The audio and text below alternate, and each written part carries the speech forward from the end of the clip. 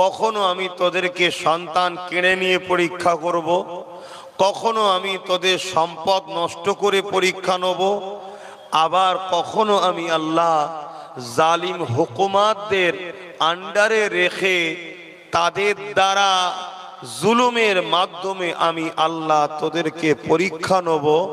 তোরা হাজারো কষ্টে, হাজারো মুসিবতে, হাজারো বিপদে, হাজারো অত্যাচারের সামনে তোরা আমি আল্লাহ আমার পক্ষে দাঁড়াস কি দাঁড়াস না এটা পরীক্ষা নেব। বলুন, আল্লাহর পরীক্ষায় আমাদেরকে মজবুত হয়ে দাঁড়াবার দরকার আছে না নাই? আল্লাহ এ জীবন দিয়েছে আমাদেরকে, এ মাল দিয়েছে আল্লাহ আমাদেরকে। আল্লাহর কাছে আমাদের জান মাল আগে না আল্লাহ আগে আমাদের কাছে? একটু আওয়াজ দিয়ে বলবেন।